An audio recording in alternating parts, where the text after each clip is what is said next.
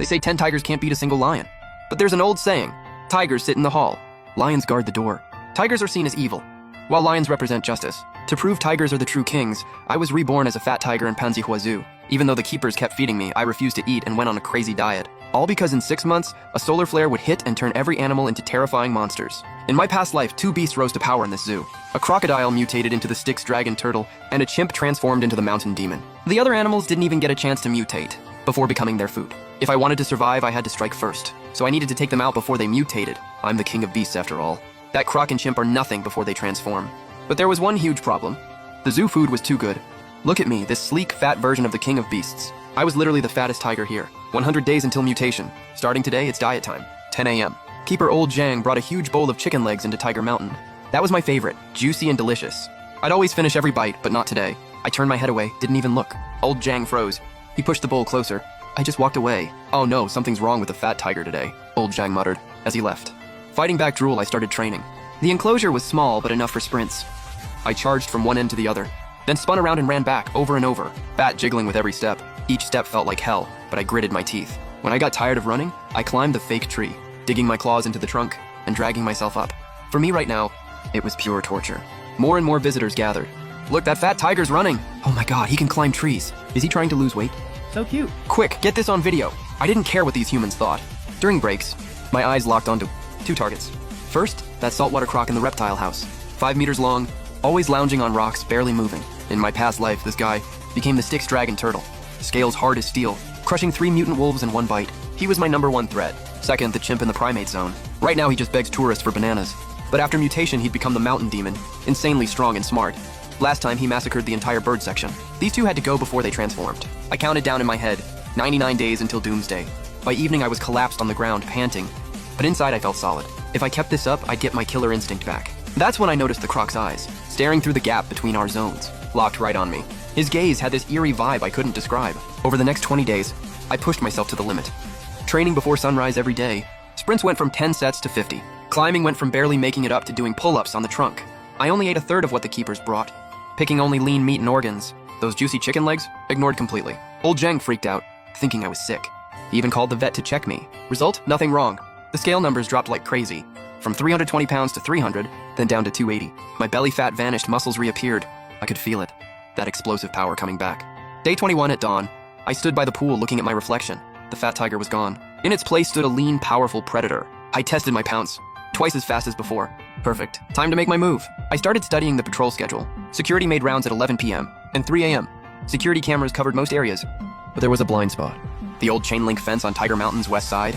Tree branches blocked the view. Cameras couldn't see it, and that fence was already rusted through. I'd been testing it with my claws. One good push and it'd tear open. The opportunity came on night 25. The weather forecast was right, the storm hit on schedule. Thunder roaring, lightning turning the whole zoo ghostly white. In weather like this, cameras glitch out easily, and guards won't patrol carefully in the rain. 2 a.m., I made my move. Using the thunder as cover, I slammed into that fence with everything I had. The rusted wires snapped. I squeezed through. Rain hit my body, ice cold, but my blood was on fire, following the route I'd memorized. I dodged every camera, moving like a shadow through the zoo, heading straight for the reptile house. The croc's pool was in the outdoor area. Right now, he should be resting underwater. I slipped into the water silently. The freezing pool made me shiver, but I adjusted fast. By the lightning flash, I saw that massive beast. He was lying motionless on the bottom. Had to be a kill shot. I took a deep breath and dove, paddling slowly closer. 3 meters, 2 meters, 1 meter. Just as I was about to strike, the croc's eyes snapped open.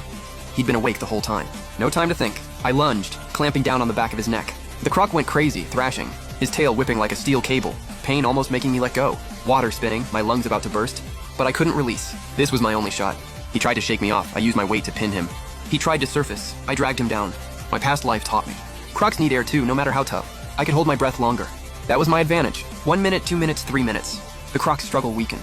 I released him, dragging his body to the surface, gasping for air. Rain still falling, thunder still rolling. No one noticed what happened here. I clawed some scratches onto the croc's body, smeared blood on the poolside rocks, making it look like he slipped and fell while climbing out. Once that was done, I bolted. Back the same way to Tiger Mountain, fixing the fence to look untouched. By the time I got back to my den, dawn was breaking. Soaked to the bone, I lay in the corner playing dead. Next morning, the reptile house erupted in screams from the keepers. I looked through the bars. A bunch of staff were gathered around the croc pool, talking frantically. Probably old age. Slipped climbing out at night and drowned. Could have been the thunder scared him.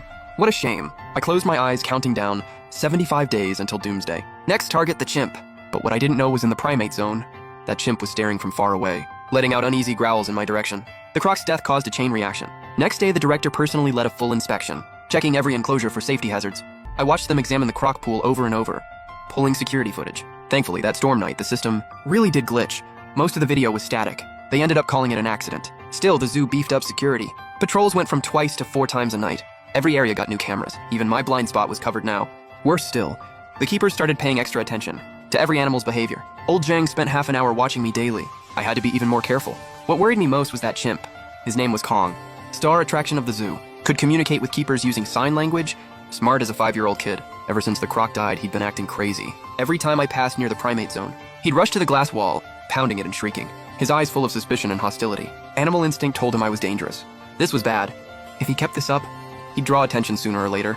I had to make everyone believe I was just a regular tiger. Harmless, no threat at all. So I started acting. I suddenly quit eating. Old Zhang panicked, called the vet immediately. The vet ran a full exam.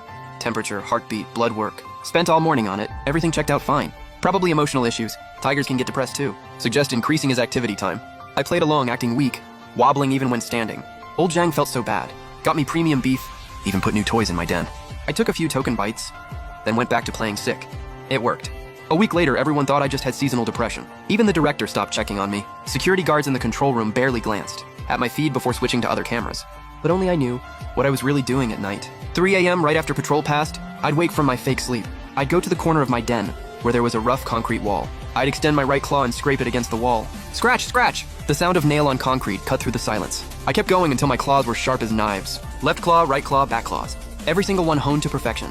After sharpening, I'd practice attacks, pouncing and biting at thin air, calculating the perfect strike angle, finding the most lethal bite point. The chimp wasn't like the croc. He was agile, strong, and intelligent. It had to be one perfect kill. No room for him to fight back. Playing sick by day, training by night. I pushed myself past my limits. 60 days until doomsday. That evening, I was in my den playing dead as usual, when I heard commotion from the primate zone. Kong was going berserk. He'd smashed the decorations on the glass wall, ripped the tire toys to shreds, and attacked the keeper, trying to calm him down. He's been getting more aggressive lately. Think he's sick too? Let's isolate him, keep the tourists away. I looked through the bars. Our eyes met across hundreds of meters. He bared his fangs at me, letting out a deep roar. A challenge. I narrowed my eyes and showed my teeth too. Come on, I'm waiting! But not yet. Not until I'm ready. Night fell. I kept sharpening my claws. The concrete wall was gouged deep with scratch marks, and my claws gleamed cold in the moonlight. That's when an emergency announcement crackled over the speakers. All departments attention. Weather Bureau has issued a warning. In 3 days, there'll be a major holiday crowd surge with severe weather. Prepare for safety protocols. I stopped moving, heart racing. The opportunity had arrived. 3 days flew by. I used that time to study the terrain obsessively. From Tiger Mountain to the primate zone. The shortest route was through the central plaza, but that's where cameras were thickest. Second option was around the back hill, through the bird section, entering from the side door. That route had 2 blind spots. If I was fast enough, I'd make it before being spotted. Holiday day arrived. The zoo was packed. By 10 a.m., visitor count broke 5,000. Central Plaza filled with families and kids, screaming and laughing everywhere. Security was swamped managing the crowd. No way they could watch the monitors. Through the control room window, I saw only one guard on duty, head down on his phone. The forecast was spot on. Storm clouds gathering, air thick with pre-storm humidity. This was the perfect moment. Tiger Mountain viewing deck was jammed. A group of elementary kids on a field trip, pointing at me. Teacher, this tiger looks so skinny. Is he sick? He's just lying there, so boring. I slowly stood up. Everyone excitedly raised their phones. I walked to the glass wall. 5-centimeter thick tempered glass, supposedly able to withstand a ton of impact. But I knew its weakness. In my past life, when doomsday hit, this glass cracked from the lower left corner, because the anchor bolts there were already loose. I just had to hit the right spot. With enough force and it'd shatter. I backed up 10 steps, crouched low in attack position. Tourists thought I was performing, cheering excitedly. The teacher quickly told students to back up, but no one took it seriously. I took a deep breath, every muscle coiled tight.